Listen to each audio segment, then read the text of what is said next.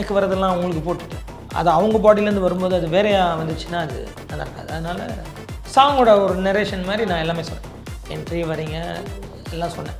Step அப்படின்னு ரீசெண்டாக மட்ட சாங் கூட வந்தது இல்லையா? ஸோ அந்த மாதிரி நாங்கள் இந்த சாங்கில் யாரையாவது கேமியோவில் எக்ஸ்பெக்ட் பண்ணலாமா?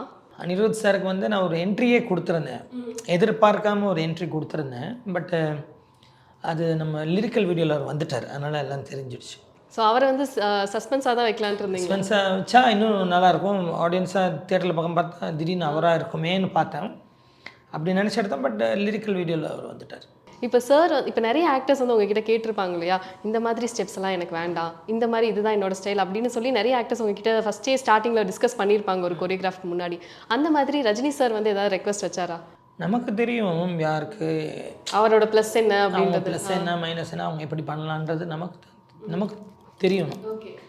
ஸோ அதுக்கேற்ற மாதிரி நம்ம பண்ணிவிடுவோம். இப்போ சாருக்கு எனக்கு தெரியும். ஸோ அவரோட ப்ளஸ் என்ன, எப்படி பண்ணால் நல்லாயிருக்கணும். அது மாதிரி தான் எல்லாருக்குமே. ஸோ பிகினிங் சில பேர் இப்போ நிறைய பேருக்கு ஃபஸ்ட் டைம் பண்ணியிருக்கேன் நான். இப்போ பருத்தி வீரன் கார்த்தி சாருக்கு நான் தான் ஃபஸ்ட்டு எல்லா பாட்டும். விஷால் சாருக்கு செல்லமே நம்ம தான்.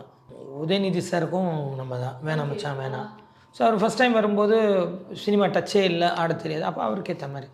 ஸோ அதுதான் அந்த மாதிரி எனக்கு யாருக்கு எப்படின்றது. ஸோ நீங்களே டிசைட் பண்ணிடுவீங்க? டிசைட் பண்ணிடலாம். அவங்க பாடி லாங்குவேஜ் நமக்கு ஒரு ஸ்டெப்லேயே புரிஞ்சிடும். புரிஞ்சுக்கிட்டு அவங்களுக்கு எப்படி வர்றது, எப்படி பண்ணால் அவங்க பாடிக்கு நல்லாயிருக்கும். இப்போ எனக்கு வர எல்லா ஸ்டெப்பையும் நான் போட்டால் அது நல்லா இருக்காது. எனக்கு வர வேவ்லாம் போட்டு இப்படிலாம் பண்ணி ஃப்ளோர் க்ளீனிங் மூமெண்ட்லாம் பண்ணால் அது நல்லா இருக்காது. பட் அவங்களுக்கு என்ன ப்ளஸ்ஸோ அது அவங்க நாளைக்கு அவங்கள பார்க்கும்போது அது நல்லாவும் இருக்கணும், நல்லா ஆடின மாதிரியும் இருக்கணும், க்யூட்டாகவும் இருக்கணும்.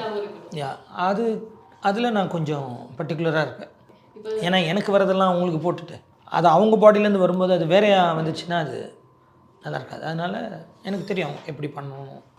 By God grace. ஸோ இன்னொரு விஷயம் என்னென்னா சார், இப்போ சாருக்கு உங்களுக்கு ஒரு டிஸ்கஷன் நடந்திருக்கும்ல ஷூட்டுக்கு முன்னாடி, ஸ்டெப்ஸ் எல்லாம் ப்ராக்டிஸ் பண்ணுறதுக்கு முன்னாடி, ரிஹர்சல்ஸ்க்கு முன்னாடி, அந்த ஒரு டிஸ்கஷன் எப்படி இருந்தது? ஃபஸ்ட் டே ஷூட்டில் சார் வந்தார். சார் வந்துட்டு மாஸ்டர் கூப்பிட்டு நானும் டைரக்டரும் என்னோடய அசிஸ்டண்ட்டும் போனோம். போய் சார் கேட்டார் எப்படி பண்ண போகிறீங்க என்ன அப்படின்னு. அப்போ நான் சொன்னேன் இந்த மாதிரி வரீங்க சார், இந்த மாதிரி இதெல்லாம் ஒரு சாங்கோட ஒரு நரேஷன் மாதிரி நான் எல்லாமே சொன்னேன். என்ட்ரி வரீங்க எல்லாம் சொன்னேன்னே ஓகே ஸ்டெப்பு அப்படின்னாரு. சார் நான் அங்கேயே பண்ணி காமிச்சிட்டோம். நான் அசிஸ்டண்ட் வச்சு அங்கேயே பண்ணி காமிச்சிட்டேன். பண்ணிடலாம்ல அப்படின்னாரு. சார் ஈஸியாக நீங்கள் பண்ணிடலாம் ஆடி பார்த்தாரு, ஈஸியாக பண்ணிட்டார். ஓகே.